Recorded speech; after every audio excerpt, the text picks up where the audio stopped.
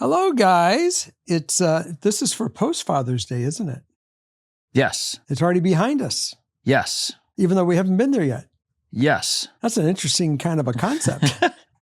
Time travel-y. What did you do for Father's Day? I don't know. Neither do I. I think I was on a plane. Well, we're going to find out. I was on a plane. Hold true to that. Okay. So what did you do last weekend? Well, hopefully I ran. That's right. We don't know if you made it or not. We don't know if I'm alive. But we're going to find out. This is really an amazing adventure in time and space. I might be dead. You might be. I hope not. Guess we'll find out. But I could be too. I guess you never know. Never know. Hi, everyone. Welcome back to Father Knows. Justin and I are here tonight, and we are just being goofy because we know that we are filming ahead because there's travel in everyone's future. So let's see what he's got for me tonight. Well, so I don't have a title yet. I'm thinking the theme is second guessing.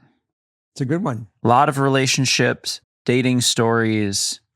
That's kind of the world we're going into.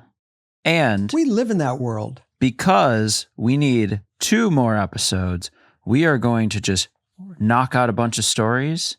And at some point, we're going to cut. And then we'll have part 1 and part 2. Okay. So we're here for the long haul. Can I give a request for stories on a certain topic? Yes. I love it. So a lot of you out there sometimes say, I graduated college. I don't know what to do. I'm out of the house. I don't know what to do. And we are living in a world that's getting more challenging for work. And sometimes people say, what do I do? And I'd like to do an episode kind of like working as a parent would work with their kids to try to give them ideas. And since I'm your dad, even though I'm your internet dad, let's do an episode on taking direction and putting ourselves out there and making that step to start creating the idea of how we're going to get through our life and go forward as a future, to be our own support and be our own people. So that, if you have write-ins regarding that, I would look forward for when we all get back, that we sit down and we do some really great adventures and job opportunities and how to look for a job and what to try. And maybe we can motivate or we can inspire you to try something. And that's kind of what I'm thinking. So I hope that we'll all tune into that one. And remember, I'm trying to mix it up and bring some new ideas to the show that we can really be that dad to help my kids. Okay. Okay. So let's rock and roll. Here we go. Here we go.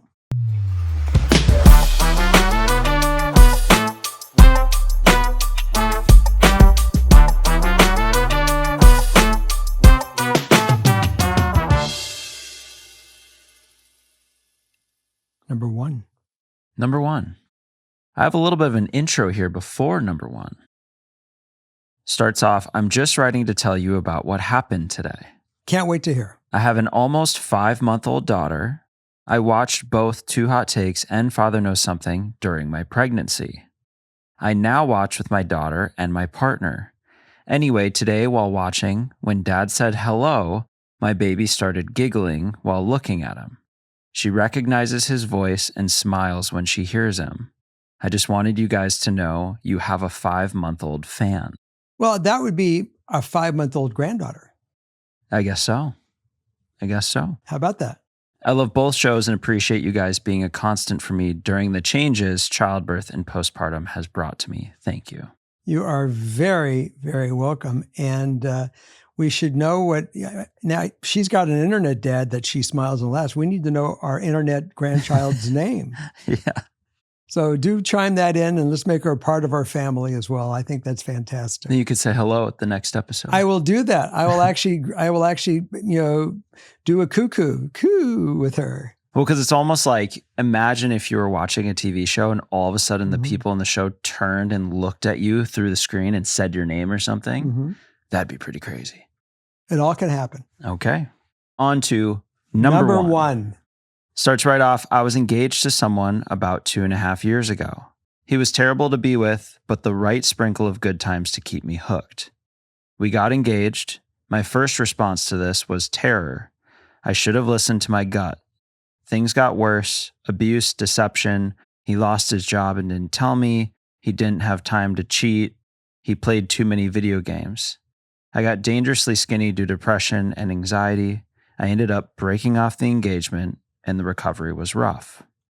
When he moved out, he threw my dirty laundry everywhere. He left his bathroom a completely embarrassing mess and left so many things for me to pack up for him so his mom could pick it up.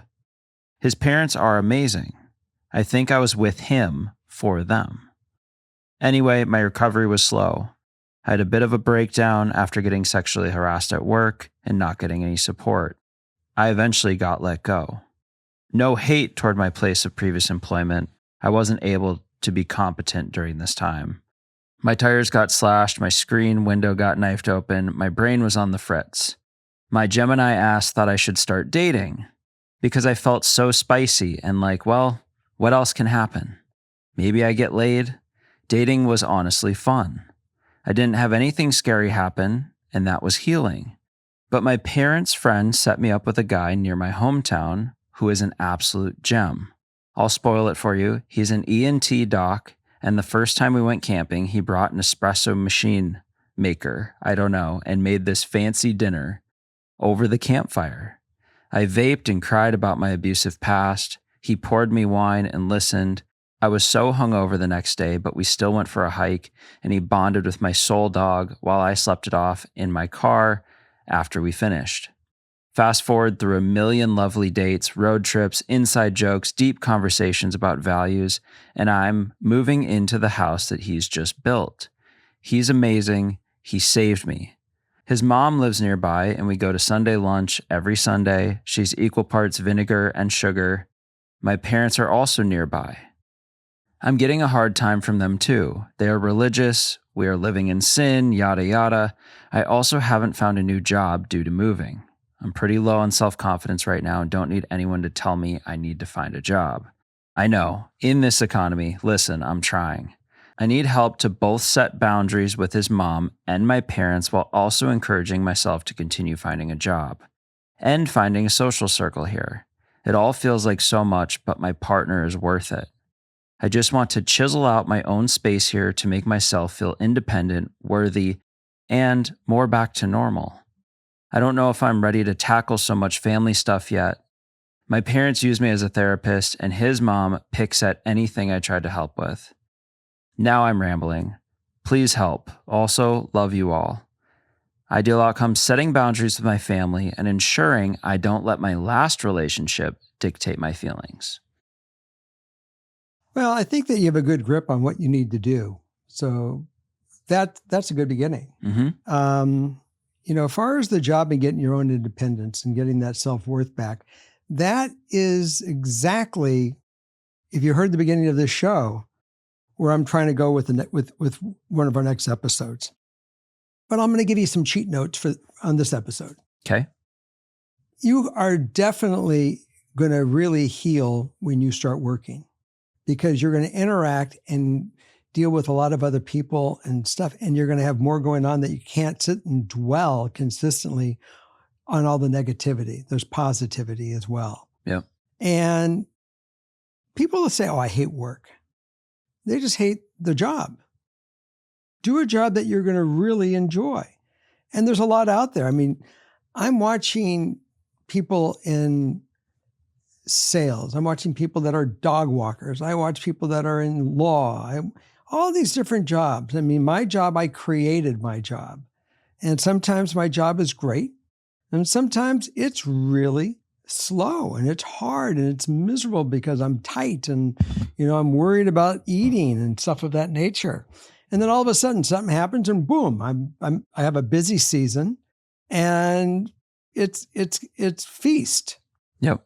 So the thing that you really need to do is find something that you enjoy. If you enjoy dancing, maybe become a dance teacher or go work at a dance studio. If you like to walk dogs, look at starting a business of walking dogs just to stay busy. If you think that you have a personality you want to sell, trust me, I don't care what people are afraid of with AI. AI is never going to get rid of the salesman. That job is here to stay. They may have to use the tools that we are given to generate lists and do things, but that is a job that is always there. And that it blows me away that people have such a wrong vision of what sales is. It's really introduction. Their job is to introduce somebody to an opportunity or something that can help them. And if they're great, they can show all the different things and why theirs might be better if they're with the right product. But it really is not to push snake oil down your throat. It really is to help you see what's out there and operate with the highest of integrity so that you deserve the trust they give you. And that's very rewarding. Mm-hmm. And I've sold all my life. And that's probably why I bring it up, because I reflected, what do I do? Well, I think I create, I design, I engineer, I draw. But the bottom line is I introduce people to my product and I share it with them. And that's something you can do for any product that's out there and help someone. So there's many different things that you can do. You just have to do. You have to get that engine running to go find what that might be. And whatever you start with, it's not where you're going to end, but it's always good to have a start. At least it gets the motor going. So how do you deal with parents and partners' parents kind of nagging you to get there quicker, do it faster? You're just gonna have to tell them that you're doing your thing, and I appreciate your concern, but this is a boundary, and I'm doing it at my pace. That simple. That's simple. I'm not trying to offend anybody. I don't want to make anybody upset. I'm just letting you know that I'm doing the best. I'm doing what I can do at my pace, and I know what I need to do. Because if you take a little extra time to find a job you will actually enjoy, then it's well worth, the little bit of time you miss at doing something you hate. You go to work every day? I think so. You call it work? I call it work, yeah. Do you enjoy it? Yes. Do you look forward to going in and doing your thing and hanging out? Yeah, I mean, it used to be the thing I would do after school, after work. It was the hobby that was the enjoyment and the passion. Mm-hmm. So when you can turn that into one thing, it's pretty very cool. nice. It's pretty cool. So then on the other side of this, and this you'll see comes up through a few of these stories. Mm-hmm. It's not letting past relationships and experiences within those past relationships, negative ones, mm-hmm. affect your current good, really good relationship. Sometimes it takes a little help. Sometimes it might take somebody in psychology to show you those paths and use the tools that you don't let them affect what you're doing. And let me tell you, that baggage goes with everybody. We all have our baggage from our relationships. I know the relationships that I've had with some people, I would say damage me. It leaves me very trigger happy, that if something in my radar senses something goofy, I'm going, this is setting my radar right off, and this is goofy, and be prepared. That's when it says, don't drag this on. If someone innocently hits one of those triggers, because even though it's not deserved, I am definitely been through it a couple of times where I say, I've seen this before. Right. I'm not going to bark on this tree anymore. Right. And it doesn't matter how much I may be crazy about the tree. It just, it sucks, because it usually in my past, then I'm always like a year further down the road, I go, why didn't I listen to myself? Right. So it's almost turning those negative experiences, the trauma, into a tool you can use going forward to avoid that. And therapy can probably be the best way to help you turn those things into things you can use going forward to help avoid that again. Yeah, I mean, but you've just got to be very honest with yourself. And the biggest thing that you can be is honest with your lover. I think Doc is great. He certainly has the romantic side. He's inspired right now. When we are young in a relationship, we're very inspired. We come in there full hard, and next thing you know is we're not as inspired anymore. Why?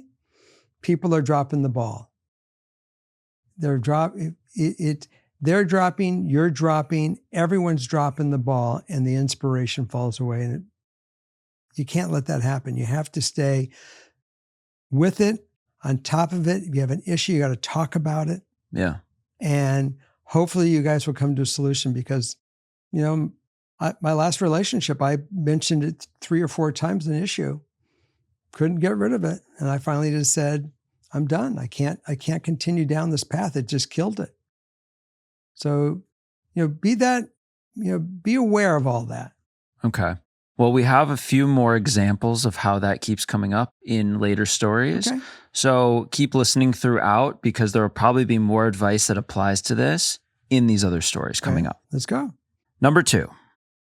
Dear Father Knows fam, I've been a listener since 2021, and I can honestly say your advice helped save my life. A little background, I have a 3-year-old daughter, E. I grew up in an emotionally abusive home where my family constantly made excuses for my dad's behavior. When I got pregnant, my family said some incredibly hurtful things to me, which led me to move to the state where E's dad lived. After moving, I realized E's dad was struggling with substance abuse. Despite my efforts to help, the relationship became verbally abusive and started moving towards physical abuse. I remember listening to Father Knows and realizing that if I wrote in about my own situation, you guys would be telling me to dump the dude. I moved back in with my family for a while, but things fell apart when I started dating my current boyfriend. My dad began telling me that I was nothing because I was a single mom and that no good man would ever want me. After many more incidents, I made the decision to go no contact with my family and dad. Good. I'm her primary caregiver and her dad lives in another state. How do I best support her through those feelings? I also truly love my current boyfriend. This is the healthiest relationship I've ever been in, but I still struggle with the effects of my past. Mm-hmm. Sometimes it's hard to believe that someone genuinely wants what's best for me, because that's not what I've experienced before. How do I learn to trust and receive healthy love after years of unhealthy relationships? And what advice do you have for blending families in a healthy way when both partners have children? Thank you for everything you do. A listener trying to break the cycle. Well, counseling is a really good, very important thing. And I'm sure that I don't know what kind of counseling is in your area. If there's provided counseling you can get, if you can afford counseling, I don't know if you can. Mm-hmm. Obviously, whatever you can do for work, that there's a lot of stay-at-home work now. Back to sales calls. Yeah. It's rough. I mean, that's a hard business, because you have to withstand all the no's. So you have to really know how to find your path to get through that. But all that aside, you have all that background, all that negativity that's been pounded into her head consistently. And that's going to come with some psychological assistance. Mm-hmm. I mean, there's tools for that, but that's a tough one to get through, is to get that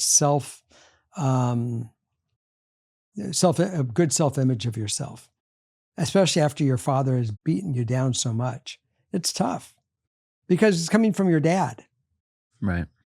The fact that you have a wonderful boyfriend that's a good partner, I think that's great. I think you guys work as being a partnership with your kids, and as far as bringing your families together. I've never, all my kids have different dads.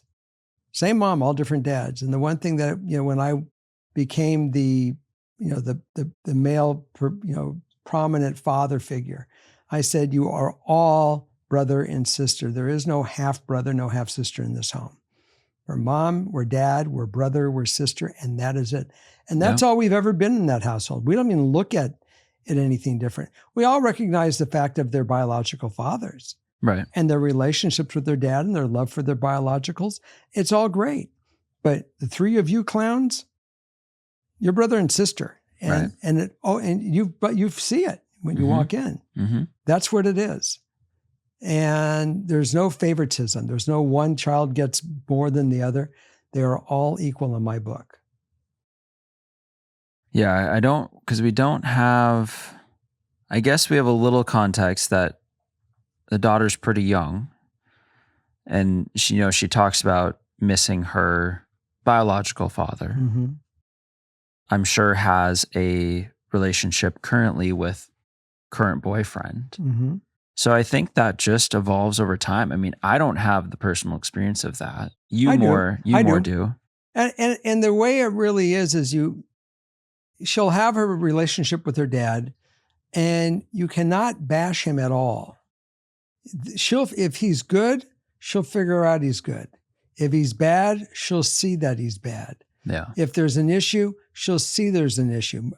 I never, encourage Morgan to have any negativity to her dad. So it's really just be a parent, just love your child, be there for them and help guide them the way, and with reality, no fiction, and to always tell the truth. That's the most important thing you can do as a parent is always be honest with your kid, because you want them to know honesty and be able to count and it's all about their radar. Let them recognize when something's bad. Let them recognize when something is good, someone is dangerous, someone's not. Yeah. They got to start using the radar, and you got to kind of step back as they're doing it. And that's the tough thing. Right. Right. Well, then I think the last part of this one, the learning to trust and receive healthy love after years of unhealthy relationships. And I know you said up further that it's almost hard to believe that someone cares about you this much and wants really good things for you and wants to see you be the best version of yourself. And I think, with therapy, if that's a possibility, but where my gut goes is I think over time, you figure out how to trust and accept that they genuinely want the best for you and they care for you that much, because there are good people in this world. And I know that can be very hard to see after you've been through so many terrible relationships. Yeah, I think a lot of it is really people that are secure with themselves. If you found a man that is secure with himself and he will grow, he has no issues on growing, and and allows you, by not suppressing you, that you grow, you will be fine. But it would really be helpful that you can actually go talk to a good counselor. There's bad ones too. It's unfortunate. But someone that can really peel the onion with you to allow the healing of all the stuff and to get those wires back on. It's like a switchboard. Back when I was a kid, we'd watch a movie and Mabel would be at the switchboard and she'd be plugging these phones in, like in the show, Andy Griffith's show. I don't know if anyone ever saw it. But you're sometimes as we experience these negative experiences, we process the information incorrectly, and it's that process that derails us in our life with a lot of things. So you really want to make sure that not only do you recognize something that's going on, but you know how to process it in a proper way, so you can move forward and you can make right decisions. That's going back to your radar. Yeah. So, especially that you have children, you want them all to be able to process. And the one thing I see parents do, which is the worst thing in the world, is yelling and screaming, because when they can't control themselves because they've lost their shit, it's all you're doing is building the next generation of someone that's going to ignore you, because they're so used to you screaming and yelling. They're going to, and you're going to be more frustrated because you're going to be screaming and yelling for them to do something. They're not going to listen to you. So don't yell. You don't need to. Have conversations. If it's walking in the next room to talk to them because you're in the kitchen and they have the TV on and they can't hear you, and then you're yelling louder, don't start that habit. I say it to everybody. It's not a good habit, and it doesn't help communication. Yeah. So I would always say, let's respect each other. And that's a good beginning. Yeah.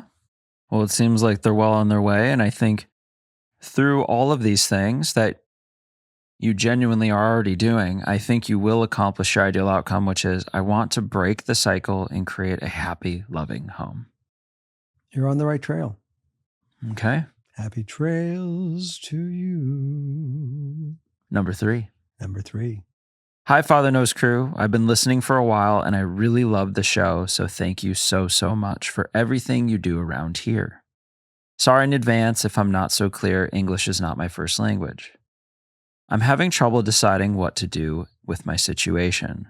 For some context, last October, I broke up with my boyfriend of 3 years because we had fallen out of love with each other. She dumped the dude! It was really hard to accept it, but we did and continued in low contact for the last few months. The thing is that through our relationship, he had a friend. According to what he told me, he met in our town because she worked in a candy store and they connected. I didn't know much about her, but whatever.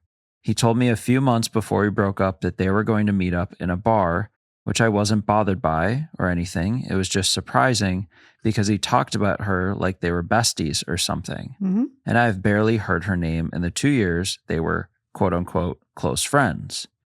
Turns out that last month I've started becoming friends with her, and she told me that they hooked up a few weeks after we separated, which I understand is not essentially wrong. But the thing is, she told me that they actually didn't meet in a shop, but that he started following her on Instagram and replying to her stories to a point where they were talking every day except during the weekends when he disappeared suddenly because he was with me.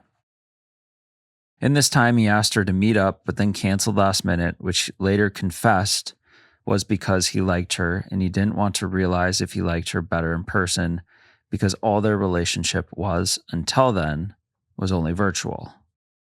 Now I'm trying to decide what I want to do with this info because I'm so sad, disappointed that he hid all of this from me and didn't talk to me.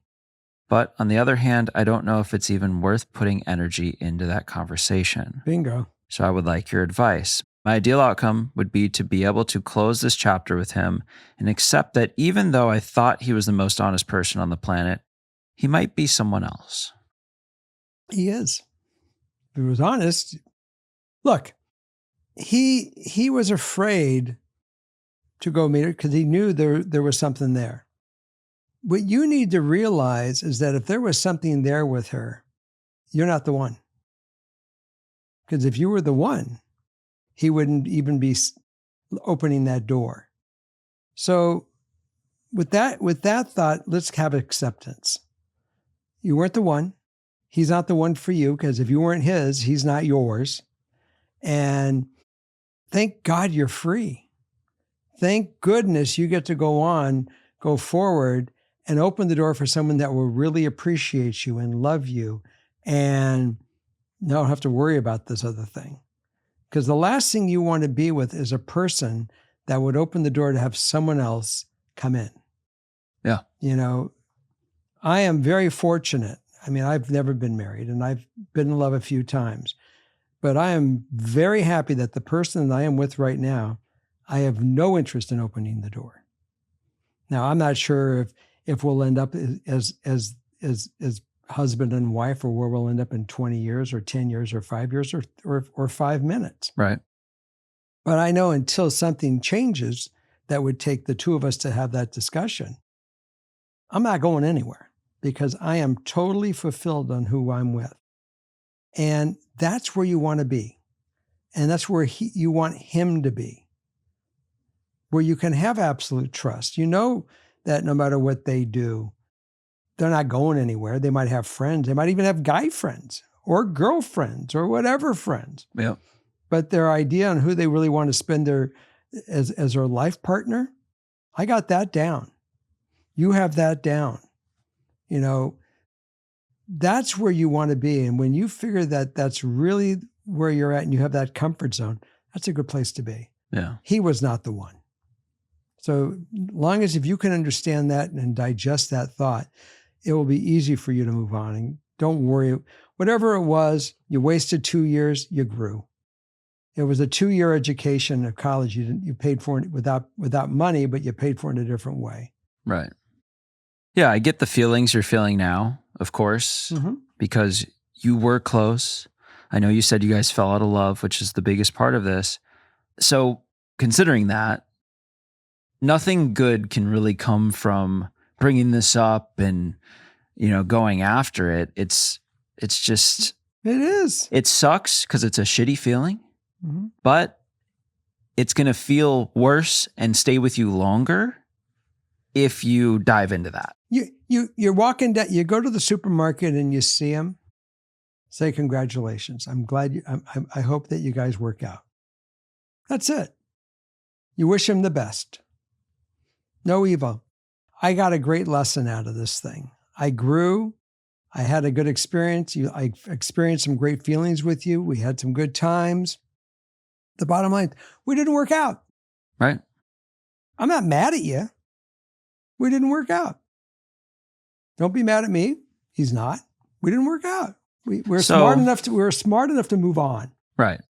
So in a random case, not this story, but let's just say you had dated someone. I did. And, you fell out of love. And then right at the end, because it was all ending, they said, guess what? I cheated on you 10 times. Are you going to dive into that and be like, whoa, you did this, you did that, and who was it with and all this? Or are you, even at that level, is it just, well, guess I dodged one on this? That's it. Dodged the bullet. I dodged the ticket. Because I got pulled over for a ticket and I got a warning. Well, because the reality is we started this out with we fell out of love. So at that point, there's nothing really left to lose. No. If you were very much in love and you found out this info and you were unsettled with it, then we have more of a case where we need to open up the conversation and see where things lie. But on this, you just kind of brush it off your shoulder and onward. No, I mean, I've always been able, for the most part, with a lot of my, relationships I've had, we've ended up as very good friends. Yeah. And the reason why is because no one lied. If you don't lie, there's a potential of being really good friends. You could just say, we just didn't make it. Right. We just weren't the ones. And being honest with each other is the most important thing. As soon as you know that there's something that's not right, you got to say it. Yeah. And then you can be friends if that's so-called that you were friends before or wherever you were. Right. As long as there's no anger. Sometimes, look, there's a reason why we're not the ones. That's all. Right. So. Okay. Well. Moving on to number 5. On to number 4. Oh, we're moving on to number 4. I almost start to feel like you do that on purpose. Number 4. I, 31 female, am worried that I am letting my past relationship impact my current one. That's bad. In 2024, I found out that my ex of 2.5 years was cheating on me on what I thought was the trip of an engagement. It completely blindsided me. He was the quote-unquote nice guy, the one that is not my usual type, but the one I took a chance on. He seemed safe in our entire relationship. He was messaging other women, sending them pictures and money, and I had no idea. I was so naive to trust someone so easily. I've spent the last 1.5 years in therapy and felt like I was finally ready to date. 3 months ago, I met my current boyfriend, Chris, 31 male, and I truly think he could be the one. But we were watching 90 Day, and one of the girls is really close to a former Friends with Benefits. And I made a comment about how I do not think I would be comfortable in that situation. But I have nothing to worry about because Chris is usually out with the guys. Mind you, we are slowly introducing our friends to each other, so there's a handful I am still meeting. Anyway, Chris told me that his friend Alex, who I had assumed was a male, was actually a girl. And they had been on a few dates last year, but Alex felt that she would marry a woman and ended things with him. He said he understood, was a little hurt, but they continued their friendship, and it's strictly platonic at this point in time. We've talked about it. He's been very transparent, caring, and so understanding about my weariness, and I am trying to remind myself that he is not who my ex was. Mm-hmm. But now I can't get the thoughts of them together out of my mind. Even though it was just kissing, my mind is saying it's more. I have OCD, MDD, BPD, and anxiety, and it makes it difficult for me to sometimes ground myself back into reality. Any suggestions on how to stay present and not let my past relationship impact my current one? Well, I will say that a lot of this is his behavior ringing your bells. Your bells are going off because his best friend's a woman that they once dated. Now, I have some good friends. Some of my best friends are women that I dated. Why are they my best friends? Because we have each other's back. We are friends. Yeah. Did we sleep together? Yeah, absolutely we did. Do I want to sleep with them again? No. Right. No. Do I want to kiss him? No.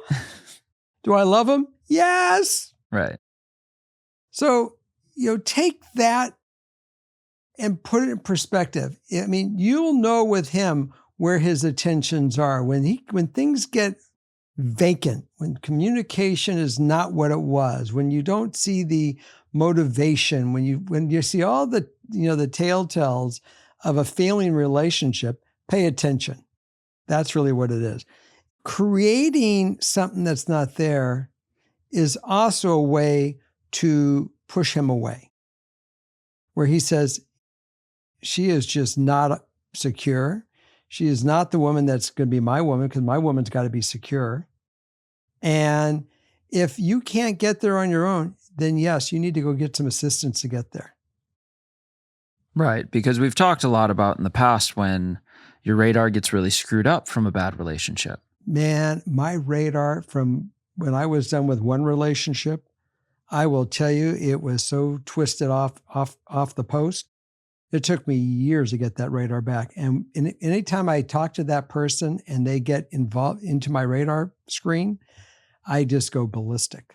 So did you have some similar feelings to this, where after that you ended up in a healthy relationship and you would almost, you'd overthink things that really weren't problems because of the radar being that screwed up? I just was very trying to make sure that my radar started picking up things correctly. Right. So I would be very open and I would just say, this is where I came from. This is the way I interpret something. And I'm sorry if it's affecting you ill-gotten, if it's a problem, but the bottom line is that it's very real to me. Right. So I listen to these things. So you have two options. Understand why I'm doing this, or we can talk about it, or we just need to end it if that's really what it is. Because I don't want to have this relationship where my bells are you're ringing my bells, and wrong or right, we're not dealing with it. Me or you, because not everybody do my bells ring with. Right. But it's not far-fetched, it's not wrong to have that happening because your radar is screwed up. The thing that stands out the most to me here is when you come out of a series of bad relationships and you find a healthy one, mm-hmm. It's very telling that he is very transparent, caring, mm-hmm. understanding, mm-hmm.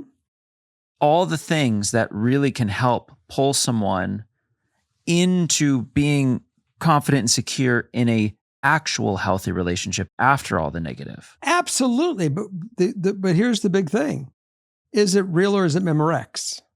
Is it really true intention, or is this his mode? He sees it, he knows how to get it, manipulate it, and all of a sudden turn it around. Some people that are out there are true manipulators, and you have to still have your radar be able to tell what is real and what is Memorex. I was with the best, Memorex. Right.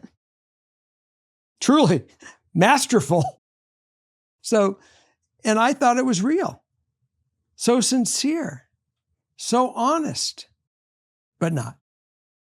And that's the thing. I mean, and it did make a true impression. But what makes a bigger impression when I run into truth, I recognize it immediately. And that to me is where my attraction goes, because it's someone that I can trust, Right. that I do trust fully. Right. And that builds over time. Yeah. And it'll build slowly over time because of where you're coming from. Mm-hmm. And so I think there's an element to letting time do its thing, because you guys met 3 months ago and you already can see the difference from him compared to the past. So you just got to, let it keep slowly building. And it's really interesting. The ones that I find that I do, that I've been with that are trustworthy, I never had to say anything to them really. I just see that they're trustworthy. Yeah. I see who they are. I see their character, and that's really what does it. You'll actually recognize, your radar comes back to you where you can recognize truth. Yeah. That's the important thing, that you can in yourself. So that's all on you at that point. And maybe it is getting some counseling if you need it, that you can, with the goal, I'm trying to figure out how to get trust. Right. Yeah. And I guess that's kind of the theme through all of these stories. It's taking, learning from the past, using what you can from it to help better the future, your future, but also not letting things haunt you from the past. I agree. Which is very much easier said than done.